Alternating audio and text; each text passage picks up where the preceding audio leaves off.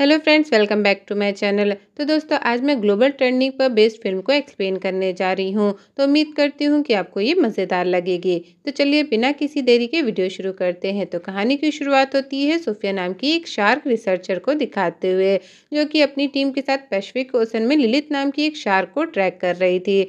Sophia और उसकी team कुछ महीने पहले से ही लिलित को ट्रैक कर रहे थे और इस वक्त वो इसी सोच में होते हैं कि कब लिलित वापस से उनके रडार में आएगी और वो उसका सैंपल लेकर उसके ऊपर रिसर्च कर पाएंगे।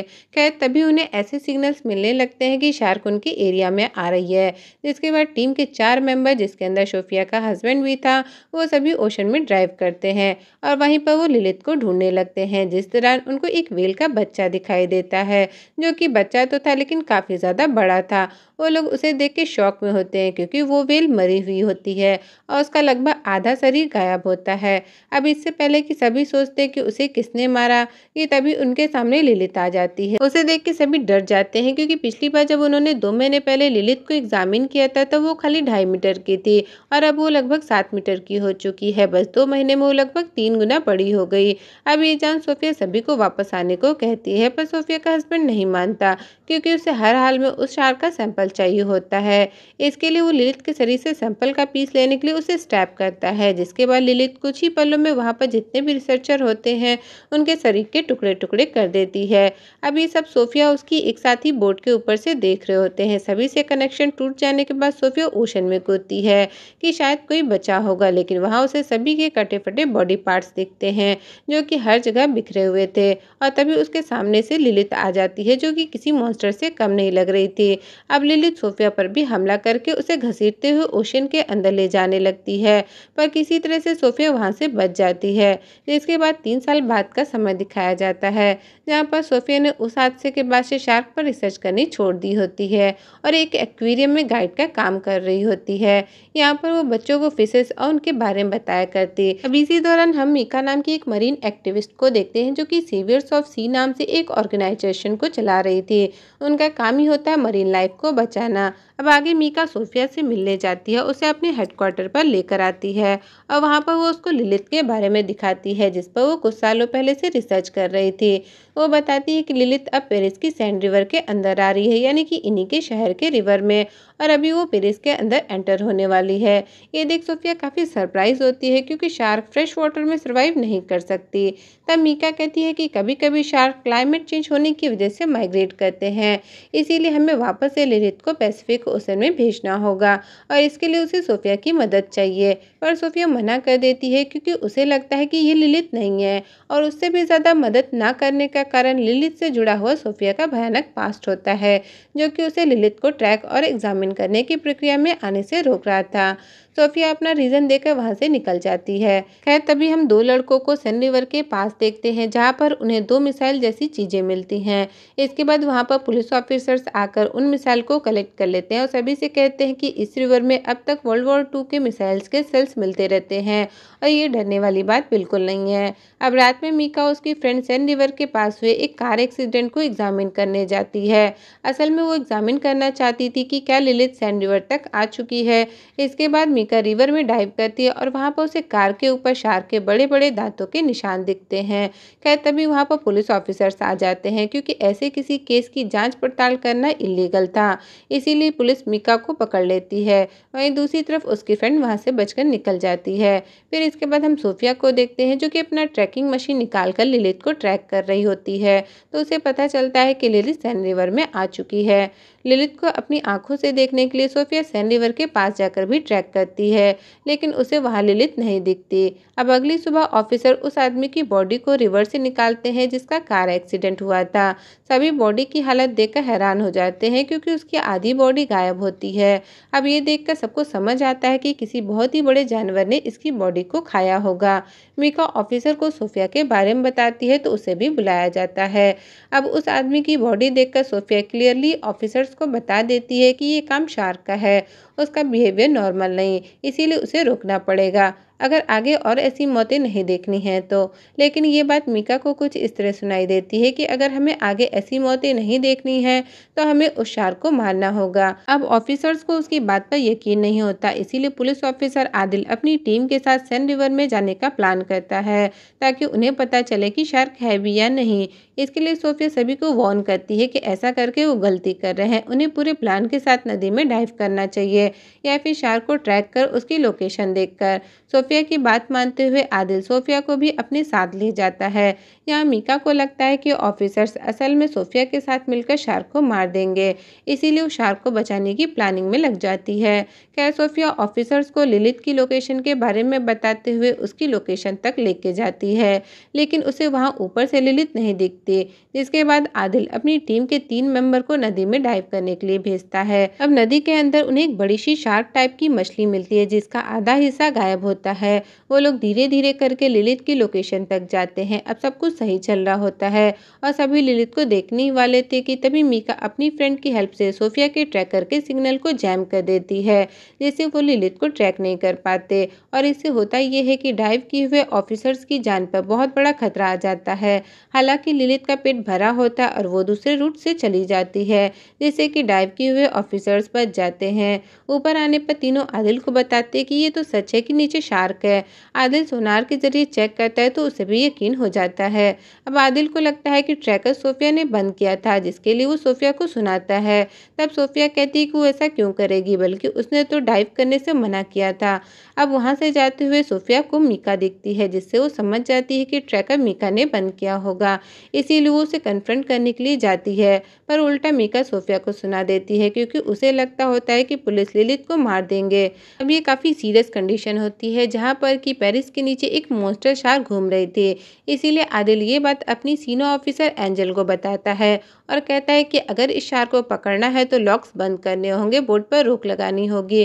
पर एंजल ऐसा करने से मना करती है। असल में सैन रिवर में एक बड़ा स्विमिंग इवेंट होने वाला है और पेरिस के मेयर से इस इवेंट को कैंसिल करवाना मतलब अपनी नौकरी से हाथ धोना है। खैर इसके बाद आदिल नेट पर सोफिया के बारे में रिसर्च करता है, जहां उसे सोफिया के पास्ट के बारे में पता चलता है।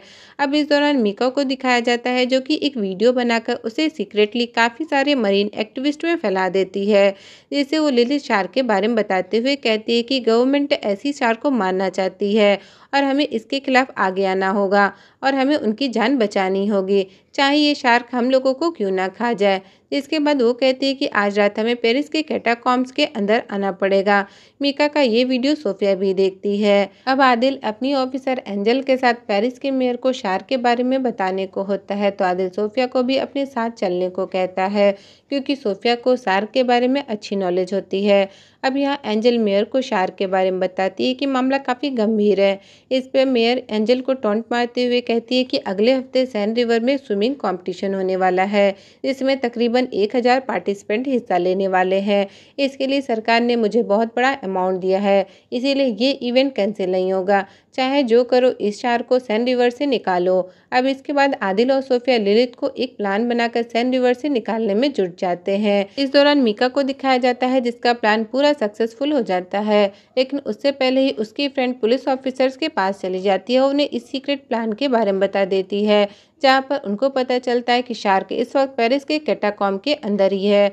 अब पेरिस का कैटाकॉम्ब पेरिस के अंदर फैला हुआ अंडरग्राउंड टनल है, जो कि तब बनाया गया था जब पेरिस सिटी बन रही थी और ये पूरे पेरिस में फैला हुआ था। अब आगे उसी रात में मीका सभी एक्टिविस्ट को लेकर उसी कैटाकॉम्ब के अंदर शार्क के लोकेशन पर पहुंच जाती है। तभी ऑफिसर्स भी सोफिया के साथ वहां पर पहुंच जाते हैं। अब यहाँ पर एक्टिविस्ट और ऑफिसर्स के बीच में बहस होने लगती है कि तभी मीका कैटाकॉम्ब के रिवर में कूद जाती है, ये दिखाने के लिए कि शार्क इंसानों के लिए खतरनाक नहीं होते। लेकिन तभी वहाँ पर एक शार्क आ जाती है जो कि लिलित नहीं होती। अब ये कौन थी, इसके बारे में हम जल्दी जानेंगे। खैर इसी दौरान वहाँ पर और भी कई शार्क्स आ जाते हैं और बस अगले ही पल एक शार्क मीका पर हमला करके ये बता देती है कि वो इंसानों से कितना प्यार करती है, यानी कि मीका के शरीर के टुकड़े हो जाते हैं। अब ये देखकर सारे के सारे एक्टिविस्ट डर के मारे यहाँ वहाँ भागने लगते हैं। साथ ही एहसास हो जाता है उन्हें कि हर चीज़ बचाने वाली नहीं होती, कुछ चीज़ों चीज़ों को रोकना भी पड़ता है और मारना भी पड़ता है। खैर इस दौरान कई एक्टिविस्ट नदी में गिर पड़ते हैं और शार्क उन्हें खा जाती है। एक्टिविस्ट के अलावा पुलिस के आदमियों को भी शार्क जख्मी कर देती है। पूरे रिवर के अंदर हर तरफ शार्क्स इंसानों के टुकड़े टुकड़े कर रहे होते हैं और रिवर का आधा हिस्सा लगभग लाल हो गया होता है। अब किसी तरह से इस भगदड़ को संभाल लिया जाता है और बचे हुए लोगों को सेफली वहां से निकाल लिया जाता है। इस दौरान एक शार्क को भी मार दिया जाता है, जिसको आगे सोफिया एग्जामिन करती है। अब एग्जामिन करने से सोफिया को पता चलता है कि ये शार्क एक फीमेल है जो कि लगभग 2 महीने की है और प्रेग्नेंट है और इसके पेट में बहुत बड़ी संख्या में बेबी शार्क है, जो कि ये बताता है कि ये शार्क असल में पैथोजेनेसिस प्रोसेस के जरिए बच्चे पैदा कर रही है, जिसके लिए मेल शार्क की जरूरत नहीं पड़ती। फीमेल शार्क खुद के अंदर ही बेबी शार्क को रिप्रोड्यूस कर सकती है और वो भी बहुत ही छोटी उम्र में। अब ये बहुत ही ज़्यादा डरावनी बात है क्योंकि इससे उनकी पॉपुलेशन कुछ ही समय में बहुत ज़्यादा बढ़ सकती है। अब यहाँ ये पता चलता है कि ये शार्क लिलिथ की बेटी है और इन शार्क के अंदर ऐसी एबिलिटी आ चुकी है कि ये फ्रेश वाटर के अंदर भी सर्वाइव कर सकती हैं और ये एबिलिटी इन्हें अपनी माँ लिलिथ से मिली होगी। इसके साथ ही इन्हें ये भी पता चल जाता है कि ये शार्क हजारों की संख्या में हो सकते हैं और ये सभी कैटाकॉम्ब के अंदर रह रहे हैं। एंजल अपनी टीम के साथ पेरिस के मेयर के पास जाती है ताकि वो स्विमिंग इवेंट को होने से रोक दे, पर मेयर को अभी कोई फर्क नहीं पड़ता, उसको अभी भी इस इवेंट की पड़ी होती है, इसीलिए वो इस इवेंट को कैंसिल करने से मना कर देती है। इतना ही नहीं, वो टीवी पर भी झूठ बोलती है कि सेन नदी में शार्क नहीं है और अगर है तो उसको रोकने के लिए उसने कड़े प्रोटेक्शन कर रखे हैं। अब यहाँ पर मुझे तो ये लगता है कि सबसे पहले शार्क का भोजन इस मेयर को बनना चाहिए ताकि उसकी अकल ठिकाने आ जाए। अब मेयर को हर हाल में इवेंट करना है, इसीलिए वो शार्क को निकालने का जिम्मा आर्मी को दे देती है। अब मेयर के इस फैसले के कारण आदिल की टीम ऑफिशियली कुछ नहीं कर सकते होते हैं, इसीलिए वो सोफिया के साथ मिलकर प्लान बनाते हैं और कैटाकॉम्ब के अंदर ब्लास्ट करने का फैसला करते हैं जिससे कि सभी शार्क वहां पर मारे जाएं। अब अगले दिन सैन रिवर में स्विमिंग इवेंट होता है जिसके अंदर एक साथ ढेरों लोग रिवर के अंदर स्विम करने के लिए उतरते हैं। अब प्रोटेक्शन के लिए मेयर ढेरों ऑफिसर्स और वेल ट्रेन्ड स्पेशल ऑफिसर्स को निगरानी पर लगा देती है, जहाँ पर रिवर के एक पॉइंट पर एक बड़ा सा नेट बांध दिया जाता है जिससे कि अगर कोई शार्क आएगी तो वो वहीं पर फंस जाए। अब वहीं दूसरी तरफ आदिल 2 ऑफिसर्स और सोफिया के साथ कैटाकॉम्ब के अंदर में मेन स्पॉट को ब्लास्ट करने के लिए नदी में डाइव करते हैं और अपनी अपनी पोजीशन पर चले जाते हैं। अब यहाँ पर हमें मूवी का सबसे डरावना सीन दिखता है, जहाँ पर रिवर की गहराई में अंधेरा था और आदिल एक टॉर्च जलाता है, जिसके अगले ही पल उसे अपने चारों तरफ हजारों में बेबी शार्क घूमती हुई दिखाई देती हैं। अब ये होती तो छोटी हैं पर फिर भी इतनी ताकतवर होती है कि वो किसी भी इंसान के टुकड़े टुकड़े कर दे। अब क्योंकि ये लिलिथ की प्रजाति के हैं तो ऑब्वियसली उसी की तरह इनकी भी ग्रोथ बहुत जल्द बढ़ रही होती है। सोफिया यहाँ नोटिस करती है कि लिलिथ वहाँ पर नहीं है, यानी कि कुछ तो गड़बड़ है। खैर अब सभी बॉम्ब्स को अपनी अपनी पोजीशन पर लगा दिया जाता है। उनके वहाँ होने की प्रेजेंस शार्क भांप लेती है और उनके 2 ऑफिसर पर हमला कर उन्हें खा लेती है। अब इससे पहले कि शार्क सोफिया और आदिल पर हमला करती, सोफिया बॉम्ब को ब्लास्ट कर आदिल को लेके वहाँ से निकल जाती है। इससे आदिल इंजर्ड हो जाता है। इसके बाद उन दोनों को ऊपर खींच लिया जाता है और जब सोफिया वापस से नीचे जाकर देखती है तो उसके सामने से लिलिथ गुजरती है, जो कि अपने बच्चों की मौत से बहुत ही ज़्यादा गुस्सा होती है। अब लिलिथ सोफिया को तो नहीं देख पाती, लेकिन वो सीधे सैन रिवर के नेट को तोड़ते हुए उस जगह पर आ जाती है जहाँ पर रेस शुरू हो चुकी होती है और सभी लोग रिवर के अंदर स्विम कर रहे थे। लिलिथ पहले तो पानी के अंदर ही 1-2 लोगों को मार रही होती है। अब जब तक लोग समझते कि रिवर में शार्क है, तब तक लिलिथ एक झटके में एक आदमी के 2 टुकड़े कर देती है, जिसे देख हर तरफ तबाही मच जाती है। तभी वहाँ पर और भी ढेरों शार्क आ जाते हैं जो कि ऑब्वियसली लिलिथ के बच्चे ही होंगे और शायद से कैटाकॉम्ब से बाहर कहीं और रह रहे होंगे, इसीलिए वो बॉम्ब से मरे नहीं। अभी इनकी भी संख्या बहुत ज़्यादा होती है। वो सभी शार्क्स मिलकर अब रिवर के पानी को खून से लाल कर देते हैं और सभी के बॉडी पार्ट्स रिवर में तैरते हुए दिखते हैं। अब इस तरह की तबाही देख वहाँ पर एक और बड़ी मिस्टेक होती है कि स्पेशल ऑफिसर शार्क को स्नाइपर से शूट करते हैं, जिसकी कुछ गोलियां सीधे जाकर नदी के अंदर की मिसाइल्स पर लग जाती हैं, जो कि वर्ल्ड वॉर 2 के समय से वहां पर थे और अभी भी सैन रिवर के अंदर ढेरों की संख्या में मौजूद थे, पर ये स्माइल डिफ्यूज नहीं होती, यानी कि वो पूरी तरह से एक्टिव थे। अब एक मिसाइल फटती है तो अगले ही पल उसके ब्लास्ट होने से और ढेरों मिसाइल फट जाती हैं। अब ऐसा होने से सैन रिवर में एक सुनामी सी आ जाती है जो कि मेयर के साथ लगभग पूरे पेरिस को डुबा देती है। वहीं दूसरी तरफ आदिल और सोफिया को हम रिवर के बीच किसी ऑब्जेक्ट पर बैठा हुआ देखते हैं, जिनके चारों तरफ बहुत सारे मतलब कि ढेर सारे शार्क्स को देखते हैं, जिसके बाद बताया जाता है कि ये शार्क पेरिस के ज़रिए और शहरों के अंदर जा रहे हैं, यानी कि वो कंट्री के अंदर फैल चुकी हैं और धीरे-धीरे पूरी दुनिया में फैल जाएंगे। यानी कि अब ये शार्क्स मॉन्स्टर पूरी दुनिया में तहलका मचाने वाले हैं और इसी के साथ ये मूवी यहीं पर ख़त्म हो जाती है। तो दोस्तों ये थी अंडर द पेरिस फ़िल्म की कहानी, जो कि एक हॉरर मरीन फ़िल्म है। अब ये कैसी लगी, इसका एक्सप्लेनेशन कैसा लगा, कमेंट कर ज़रूर बताइएगा।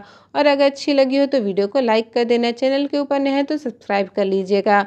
तो मैं आप सबको मिलूँगी अगली वीडियो के साथ, तब तक के लिए गुड बाय, टेक केयर।